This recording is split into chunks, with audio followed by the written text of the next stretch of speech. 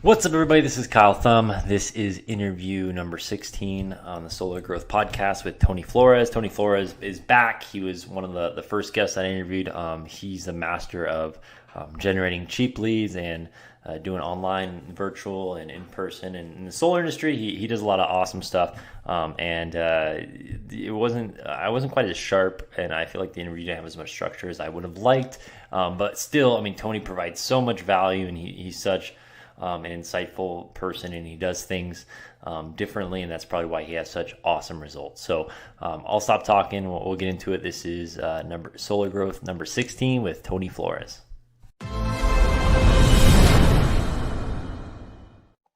All right, now we're recording. All right, everybody, this is Kyle Thumb, Solar Growth Podcast number 16. Today is my first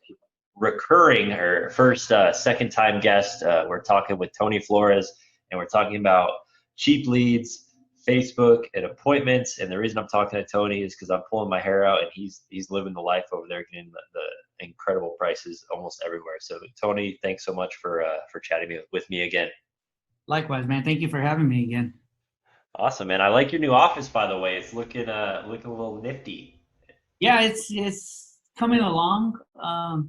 I got some more pictures coming in today. Actually, I'll put up tomorrow, and I'm trying to set the presence, and everybody now in the office wants to put a panel behind them as well now. So you gotta tell them they can't. You know what would be really cool is you need to get that panel, but like get it like plated in gold, and just be like a big baller, you know. Yeah. So and you just moved into that place, right? Where I mean, isn't that like your we office? we just moved in maybe 2 weeks now, if that. Very cool. Congrats. It's awesome. Yeah, thank you. So how is business going from you on the online side? Because I know you had some insane posts about like a bajillion virtual appointments. So obviously things are going well. Tell me about how the online side is going for you guys right now. So initially back in May, we had, I think right around we had our first conversation. They gave me a task. They wanted to see if I can like live up to expectations, and that was, hey, try to get 50 appointments in a month. Now, 50 appointments on I think the budget was $1,500 is a lot to ask.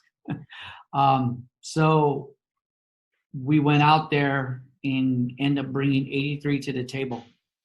And with none of the door-to-door reps trained on how to close online, they all went to shit. Nobody called them.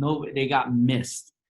So I was very disappointed in that because I did what I was supposed to do, and that was bring 83 appointments to the table. So we fast forward, right, and now it's going a lot better. We hired an actual call center. We got a call center now qualifying the leads, and now what we're doing is just feeding them into the system. Matter of fact, one of the guys is on a call right now. Just text me, hey, this is solid. I got a utility bill already. We're gonna move forward and try to close this right now. Even I told them to do a 3-step process. It looks like they're gonna try to close right now. Very, very cool. So that's so you used the call center, or you kind of built your own kind of makeshift call center, and that didn't perform as well as you had hoped, or what was the reason for moving to a real call center? The real reason is because I need the solar side for us to be very successful, and to go through building our own call center, fine tuning it and all that. I just don't have the time. So with that said, I just said, screw it. I'm not going to screw around no more. I've always used one call center in the past with Melissa. So I reached out to Melissa to try to figure out that call center, there's something we can do. We were able to figure something out with them. My call center, what I'm going to have them do is focus on cold calling, and I'm doing some HVAC stuff for some of our people here that we have as dealers. So my call center is still operational, but it's more focused on that and doing cold calling and taking care of all the high level nurturing sequences. Very cool. Okay. And then with your, you mentioned your door-to-door reps that we're now trying to close virtually. And it didn't sound like it went well, which is very common right now. I've seen people in the virtual world are booking appointments like crazy, but they're not really closing even close to where they should be. Uh, what do you think is like what reason do you think was that your reps kind of really struggle with the virtual? They're not used to it. They're not used to presenting online. You know, they're used to being able to sit down, see that person face to face, and have that interaction with them and tell them this is what your bills are going to be, and look at their family photos, look around, right? Reverse, we're doing virtually, right? Like I can only see what you're showing me, right? Like so I can see the pictures you have in your background there, to see your whiteboard, right? So I can try to establish a rapport, right? By looking around, just by what you're showing me, right? But if you're looking at somebody's, wherever they're set up at their home, you don't get to see all that stuff. You don't get to see the family photos. You don't get to see when you're walking up to the door if they have, pets and all this stuff. So you can try to build that rapport, right? There's none of that. So you have to like kind of warm it up and get there. And I think a lot of them struggle with that. And a lot of them are just not technical. I'll just be honest with you. They're not. Um, that's what I found was the hardest part was finding people that were not technical, didn't know how to do it, didn't know how to fight their objectives virtually. Um, you know, and that's where I'm grateful for Melissa because I learned a lot from her on trying to get through those objectives. Just from sitting in, a couple of mentorships with her and seeing how it's done and picking her brain. But yeah, that was the biggest struggle is trying to get them up to par and get them used to this side of the ball. Yeah, I think with virtual, I think because of like the slide like the slideshow aspect, I think people have it's natural to almost kind of make our presentation robotic because we don't have that like personal and human in person touch, you know.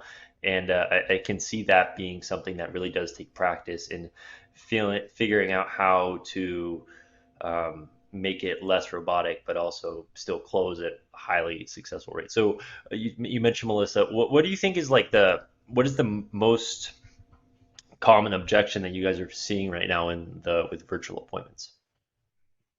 Um, the most common objective right now is trying to get a customer understand even in these hard times why solar is still good for them, right? A lot of people are reluctant to pull the trigger because of the pandemic. Let's just be real about it, right? A lot of people are afraid to like sign up for another 25 years or something like that, a long-term thing, even though in reality that's we're just taking the bill away and replacing it, you know. So it's trying to have them understand that, right? So walk me through it. How would you, if someone says, "Hey, I'm interested, but I just really don't want to do it right now because things are uncertain with the pandemic and with COVID and everything that's going on. I want to think about it." How would you overcome that objection? So the way we tell our reps is the best way to combat that is, ma'am or sir, sorry you feel that way. You know, we all agree when simply, we feel your pain because we all are going through it. But you have to look at it this way: with you being home, with your kids being home, your electricity usage has gone up. Um, Solar is just replacing that. You're already getting charged for it. Why not make the switch? We're offering whatever incentive we're offering at that time. We mentioned the incentive, right? Why wouldn't you want to take advantage of that right now to help you out during this time? We try to come at them in that sense. We don't try to like beat down the utility. We try to come to it as a human touch and explain to the benefits of it and why going solar right now is the right time. Um, Obviously, a lot of people are offering the 7 months, year um, solar stimulus, right? Where they're paying the solar for a year, even though technically it's an adder. Let's just be real about it. Every company that says there's an adder. It is what it is. But just knowing, giving them that peace of mind, like, hey, you don't have to worry about a bill for a year, right? So that's how we combat it. We go about it that way, and for us, it's right now it's working. Literally, right now it's working. Doing it that way. Awesome, man.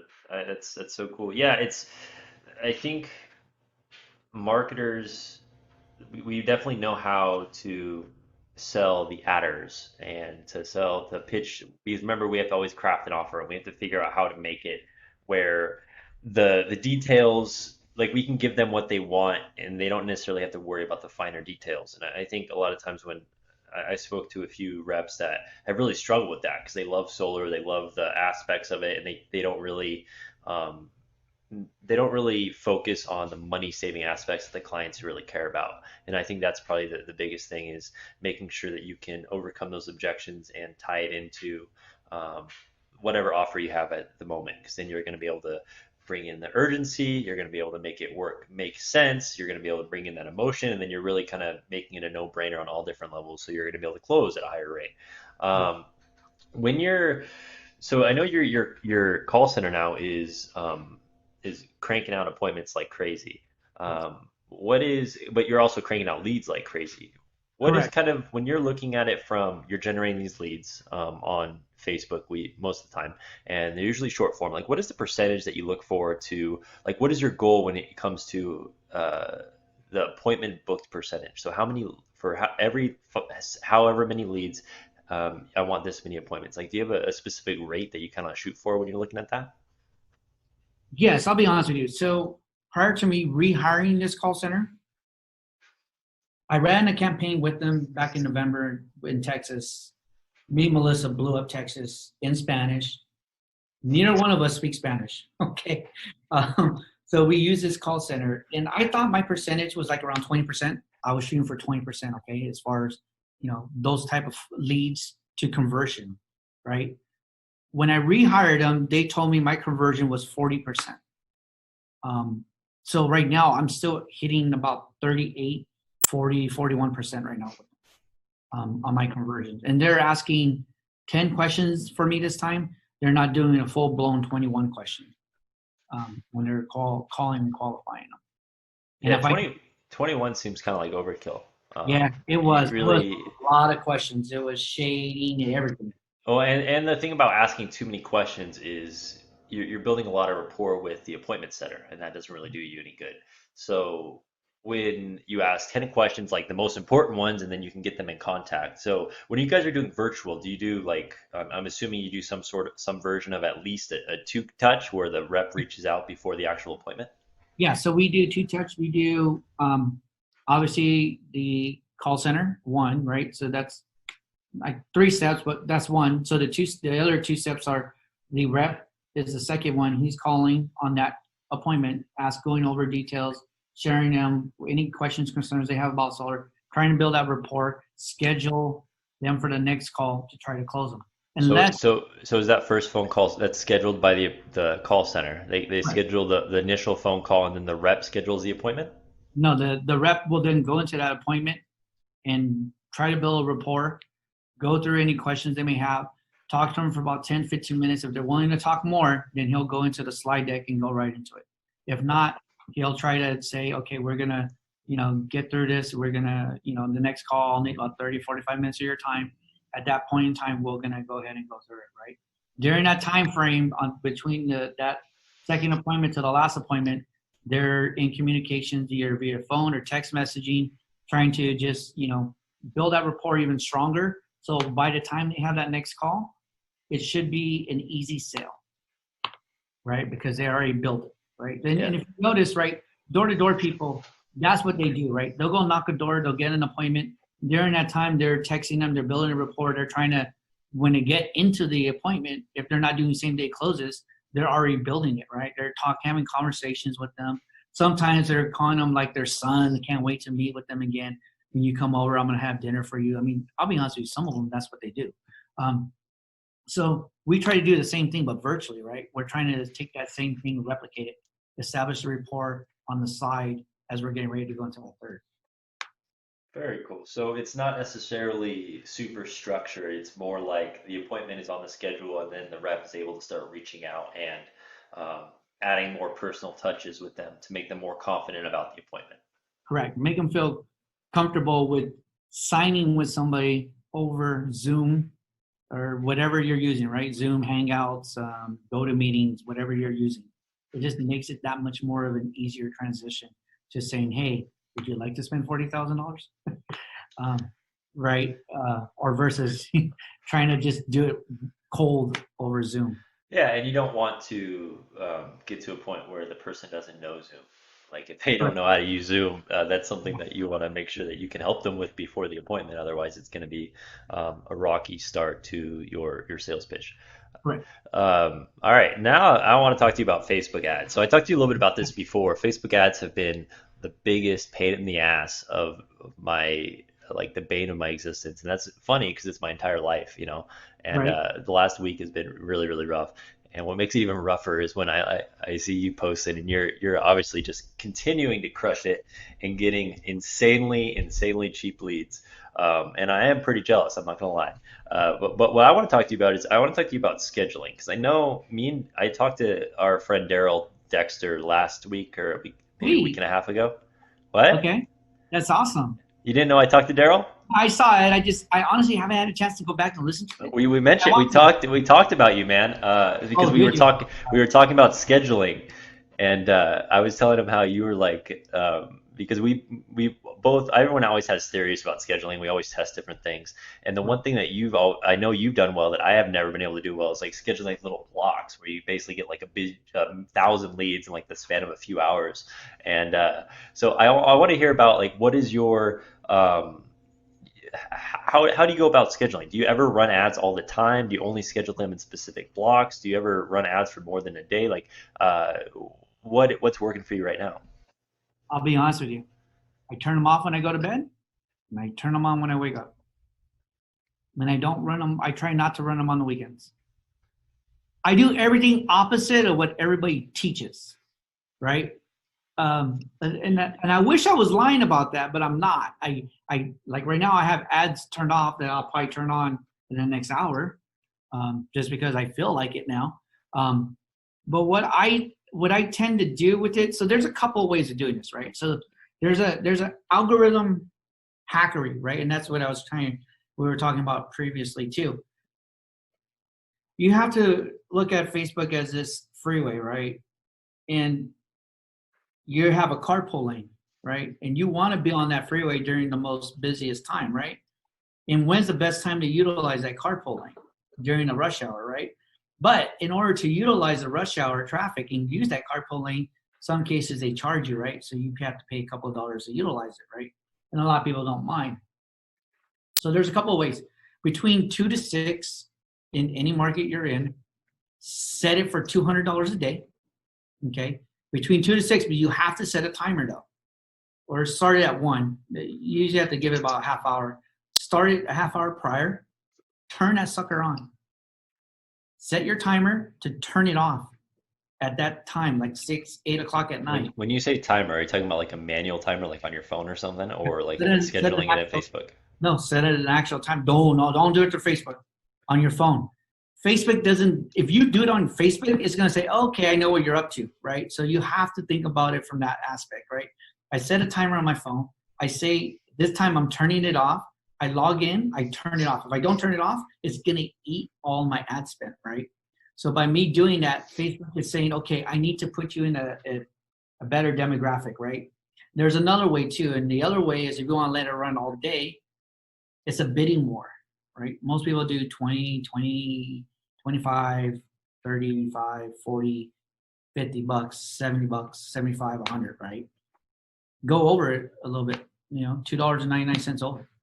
I think I showed you one of them. I do it at $32.99 daily, right? And I only let it run for 10 hours, 11 hours a day, if that. And I literally will turn them off at night. And then I will turn them on again when I wake up. All right. So as someone who's a nerd when it comes to Facebook ads, Right. I I can't tell you how angry it makes me that's working for you. So I've tried things similar, and I remember I've done and every single time it's like, oh, okay, yeah, this campaign is working. We got $4 leads, and then I try like, oh, let me just try to do like a little schedule block, and I can't get my leads under like $15. It's like Facebook laughs at me. So I'm glad that you at least have figured out what works for you. But that's super interesting because it used to be Facebook used to punish you if you like were tweaking your ads and turning them on and off all the time. and it doesn't sound like they do that to you, or maybe you just really figured out what times work best. No, I don't. It, It literally is anytime I wake up. It doesn't matter. Like I don't okay. have a 10 o'clock. I turn them on. I wake up at 7:30. I'll turn it on at 8. So on behalf of everyone in my Facebook group, what we would love is every time you wake up now, we want you to post like, You want me to? I'll take a I'm screenshot. awake. I'm just joking, but just post, I'm awake. I'm going to bed. We'll just go in there. We'll all push our buttons together. No, but we Yeah, I mean, all, I'll take screenshots. Like, hey, I just turned it off. Like, here's a screenshot. Here's the time on the left. It'll be on the. I think it's on the left-hand corner or right-hand corner. Whenever you take your screenshot, and I'll show this off. And then in the morning, I'll show you like, hey, look, nothing yet. Turn on. Boom. Here's the time. And then when the first one comes in, snap. You'll see it. that's funny. Another thing too about you as well is you're because you're using, I believe, your company like charged up energy most of the time, or at least you're branding it as a legit solar company, which is even different than a lot of people that get these 30-cent leads, but they're using like a community page that doesn't even mention solar. So that's just it's so interesting to me that your strategies that you figured out have worked so well for you. And like I said, I'm very very jealous, but uh, congratulations on your success. Obviously, it's working. Um, so I know last week you met with, or maybe I think it was last week, you met with Sam Taggart, correct? The 1st of June. 1st of June. Around, Awesome, man. I'm sorry, around the 1st of July. It was like July 1st through the 3rd or something like that. Awesome. So that guy is like, I've never met with him, but I follow him, and dude, that guy's a rock star, man. What did you learn from sitting down with him for? I mean, I don't know how long it was, but even a few hours. Like, what was it that you learned from him? Well, a couple of key points I took away from that 3 days. So we actually hire Sam. So Sam's working with us and helping us grow our business. Um, the good thing about that is we have direct access to Sam. So I will share this. So I remember in that first day I think it was like 8 hours we're in the conference room. During that time, he was going around the room asking everybody, like, what's your role? What is it that you do in the company, right? And he's doing deep dives. That's what he's there for. When it came to me, he's like, so wait a minute, you guys are doing online and door to door? Why are you guys not doing online more? And I was like, well, because we want to grow door to door. That's why you're here. He goes, but what's your cost? And I started breaking it down for him, and he was just like, why are we not capitalizing off of this, right? And it made sense, right? So during that conversation, it came up like, well, who are you putting all these through? And I said, to be honest with you, Sam, I need these states, but I can't get a hold of anybody that can do the installs for me. So what does Sam does? He does what Sam does. Sam has contacts. He knows people in places. He tells me, how about this one company? And I said, I can never get somebody to call me back. Sam says, give me 30 minutes. Brandon, take over. Sam goes to our CEO's office for 30 minutes, comes back and draws on the whiteboard, how about this baseline for all the states that they do? And I was like, are you kidding me? He's like, no. I was like, dude, what are we talking about? Get us signed up. So by the end of that day, Sam already had the agreement for us, But it was just like insane, like what Sam is able to do for us, right? Sam's able to help us see things from different perspectives. He helps us see like the importance of having systems in place and having a clear path, right? Like a funnel, right? Like, so when you do funnels, right, for your leads, right? You want your leads to go through a certain way on the funnel. You take that same approach with the business and you create like your own funnels and systems, and you keep putting people through it and object search so that way you can help grow it.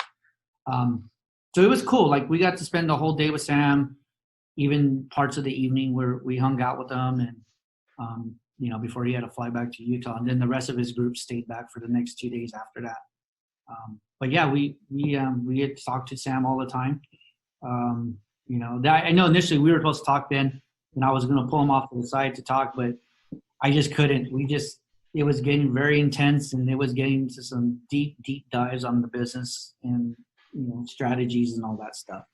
Yeah, no worries at all. I mean, I have dozens and dozens of listeners, and I'm just glad to talk to anyone, and that's why obviously I have you. If I ever had someone of Sam's quality, that would be awesome. But I mean, it's so interesting how because we're in such a great industry and it's such a limited amount of time where it's still a gold mine, and so it really is important for us all to focus, fine tune, and scale as quickly as possible. So one of the things it sounds like what he was saying was that like obviously you guys are crushing online. Why even focus on door to door if you're doing so well online? Um, but with that, I'm assuming that you kind of reevaluated and now you're looking to take your online side to new heights. Like what Right. type of goals do you have from on the online marketing side in the next year or so? So one thing I shared with Sam in that meeting, because we met with him a month prior in Utah before he came out, and I challenged the door to door myself, our door to door side. I challenged him for the next 3 months. Whoever gets the most deals in has to pay that group $30,000. So that was my incentive to try to beat the door to door team that we have, because it's an unfair advantage because they have Sam on their side to help them, right? So for me, the digital side, I want to take it where I can compete with our door to door side of our company and beat it. Our door to door side is growing because that's the reason why Sam's here. Um, but I want to beat them. I want to hit at least 20 to 30 deals a month. If I'm if I can hit 50 appointments a week, there's no reason why I can't hit 20 to 30 deals sold a month, right? I mean, just numbers, right? It's a number game, right? At that point, it's just how much we can get through and all that stuff. Build up our lead database too. So in 6 months from now, we can revisit the ones that we couldn't present to you and see what they're, see if we have an opportunity with them, right? A lot of people are having great successes with that right now. I'm hearing from a lot of companies that have leads that they generated last year that they couldn't never close or get an appointments, and they're closing them now, right?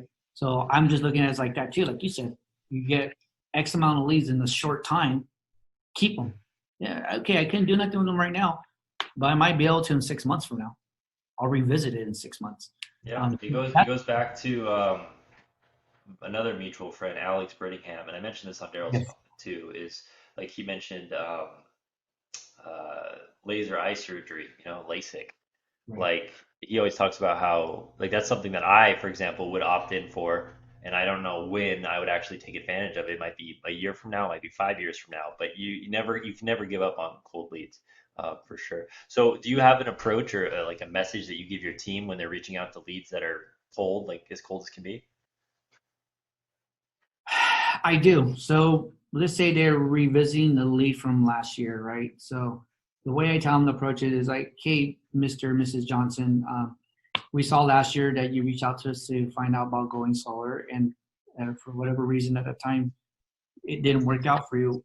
Just calling you to see where you're at, find out your current situation, see if you have or have not gone solar, and if you haven't, we would love the opportunity to sit down again with you and talk to you about it. When will be a good time?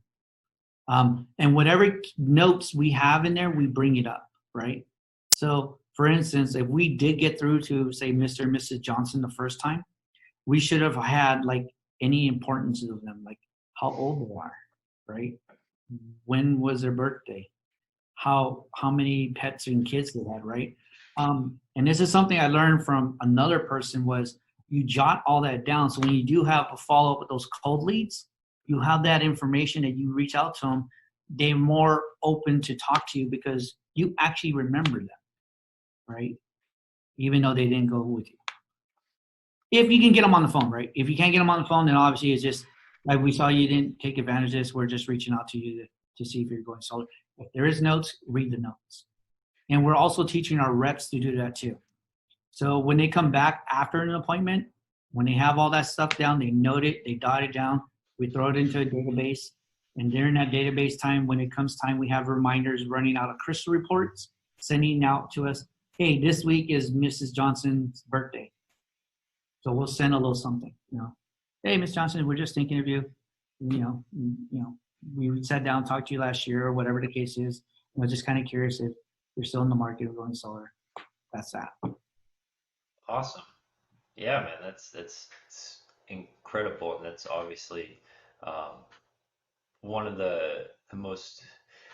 Once again, I think it's just underutilized. I think people give up on leads way too easily, and so having process to take those leads and schedule blocks where you have people make calls, or even just having one rep who makes like their job is to go through old leads, or appointment setter's job is to go through old leads. It's super important because there's gold in the follow up. And I mean, if you get a database like I'm sure you have, like I'm sure I have, thousands and thousands of leads, I mean, if you focus your energy on that, you could probably get um, 10 plus deals just by making sure that you're consistently checking in with those people and getting them reactivated. Um, but yeah, man, that's super fascinating. So, what do you see as? I feel like with this whole everything that's going on, like from the pandemic side, is I feel like at first everyone was really scared, and then I think everyone like got over that fear. But now I'm kind of starting to sense that fear again with people like you mentioned, like that's the number one kind of objection that you're seeing right now. Are you sensing that with the reps that you're working with? Yeah, we're starting to run into it now. We're starting to run into the fear again.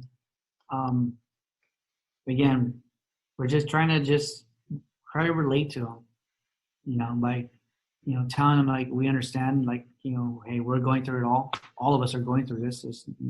Nobody's untouched, and we're trying to do our part in helping our communities by being able to help our customers save money by going solar and going green by doing that. And then by doing so, they're also helping employing people in their local communities that are doing the installs, right? And the local installer company that has to pay for the lights to be turned on, the people to come in, right? All that stuff. So we try to relate to that and like let them know like, hey, we're a company that cares, and we want to help out everybody as much as we can as well. Yeah, it's similar to how we need to position solar when we're competing against a company like Tesla. Like we can't compete with Tesla on price, obviously, but when you position yourself as the local business that is going to provide you with much better customer service, that's going to be there for you every step of the way, that's going to be your friend. I mean, that's the same kind of pitch that you can give to people right now when you're comparing them to the power company. Right. Because yeah, I mean, times are tough, but the power company is not going to reduce their rates. Like they don't care about times being tough. But what solar can do is it can provide you relief in the short term and also provide you with stability in the long term where you know that your rate's not going to you keep going up year after year. So in certain markets, it makes it a no-brainer, like 100%. So it's just a matter of helping them to realize that fear is like acknowledging that fear, but that fear doesn't shouldn't play a role in this decision necessarily. Right. Yes. Um, I think the fear is causing some people to think irrationally. So you just got to be the calm, like firm presence that gives them the confidence that you know what you're talking about and you have good advice for them. Interesting, man. Well, cool. Is there anything else that you've noticed, like as far as the Facebook ad side goes? Like, um, Yes. what is it? What else do you have on the Facebook ad side? I'm trying to pick your brain, man, I and I know. know that everyone else out there I mean, pick is. away. I don't mind. Whatever I can do to help out the entire industry, really. That's what I care about. So if you remember early on, and I think we were talking about this offline, early on during the pandemic, a lot of the early birds that were onto this were doing those deep, deep dives. And then they were also doing keywords on their ads, right? Such as like pandemic, COVID, right? Trending words, right? And that's what Facebook machine was doing, right? It was making your stuff go viral, which helped get those insane prices, the 25 cents, the 22 cents for like 800 leads consistent. That's what did it, right? So I always recommend in your ad talk about solar, right? But look for trending keywords and somehow incorporate that into your ads. So what's trending right now? Um, what is trending right now? So you have homeowners, right? That's obviously one. Local company is one, right? Like we're a local business company. Um, let me see, actually. Hold on a second. Let me tell you. Um, Small business. People want to support yeah, small small businesses right business. now. Um, so actually, I'm just going to look into one of my ads and I'll just tell you right off the bat. Um, just waiting for it to load here. Yeah, I think too is Community community. employees. Um, electricity or utility, whichever one you can get in there. Um, and just, I mean, look for stuff like that. Look for something that speaks to people on that local community side, right? Like you said, small business owner, right? Um, Stuff like that that's trending that you're not crossing that line with COVID, right? Don't use pandemic, don't use COVID, but use something that is trending along those lines that's going to get you better placement because it doesn't see you as a, I don't know, how would you say it? A bait and switch, right? Because you're not doing a bait and switch where you're talking about pandemic, coronavirus, and stuff like that, right? So I would honestly, what I would do is Google Trends, whatever market you're going to hit, and see what keywords are trending. Yeah, and I think it's about kind of understanding the narratives that everyone in this country is seeing on a daily basis and reading news stories and watching the news occasionally. And then what I like to do is I also like to keep an eye out on my feed for um, businesses in other industries that are doing things. And seeing what they're trying and what words they're using and if they have themes each and every month, and then even especially if you find a good page in a different industry that you can tell they're really crushing it, just bookmark them and then you can check back in on them every couple of weeks and maybe it'll give you some ideas. Because I think that what you're talking about with the messaging for individuals and the messaging that they're looking for, like right now, is small business and communities and local and business owners, like supporting grassroots, and I think those kind of things transcend almost all industries where that's what people are looking for across the board right now. So Yeah, don't always just go to the big solar companies and just copy and paste their ad word for word. You can look at what other people are doing in other industries and see correct. if you can bring it to solar. Because that's one of the things about solar is everyone's copying everybody. Like there's nothing we can do to stop it. But when you think about it from the advertising perspective, if they're seeing the same solar ad from all these different companies, how can you make yours stand out? So Yeah, very interesting, though. I love that. I love what you said about because I mean it's general information, but it's definitely something that most people need to hear. Is people right now there's like you said, there's a lot of fear out there, but if someone does want to do something, they want to support a local business. So if you can build that local connection and make sure that they know that when they get on the phone with somebody, they're going to be heard and they're going to be connected with someone who actually cares, then that's going to help you in your ads, and it's also going to help you to obviously build rapport and close more deals, which is what we're all hoping to do. yeah. What about imagery, man? What imagery have been using recently? I've with the local aspect, I've been playing around with maps, people standing in front of their house with solar panels, the always famous people with checks. Facebook doesn't seem to like that on mine anymore for some reason.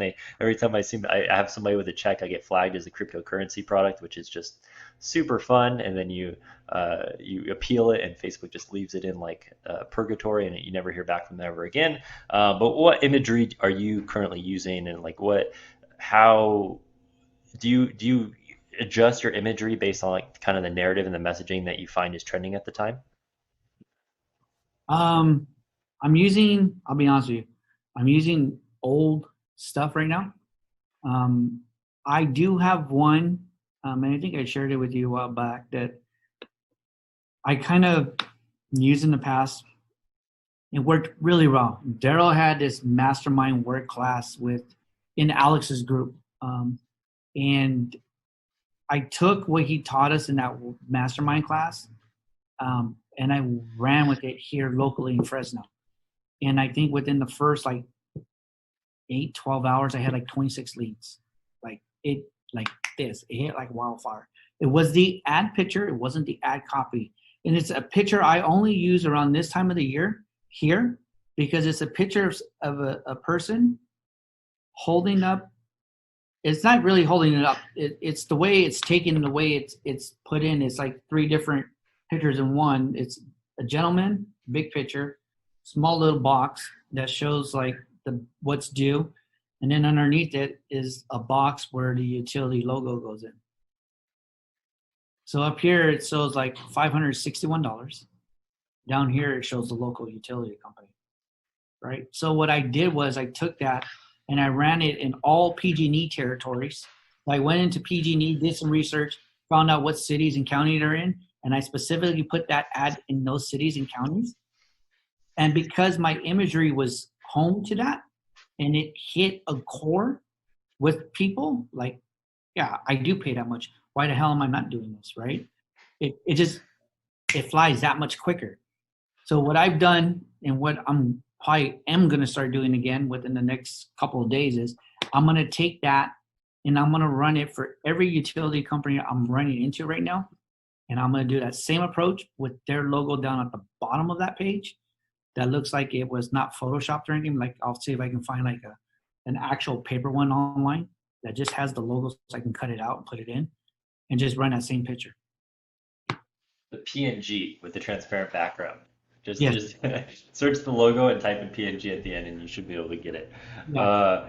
I mean, that's something that we probably anyone that's watching this that does their own ads that's something that they can take away too is customize your ads for each market. And even if it just means changing the city name or making it a little bit more specific to the local community, like that's something that it takes a little bit more work, but it does get you better results. And I've seen some big ad pages that are actually running campaigns, and most of their campaigns just have an image of like the city sign. It's like they'll be running an ad to Bakersfield, and they'll just have an image that's like a Bakersfield sign.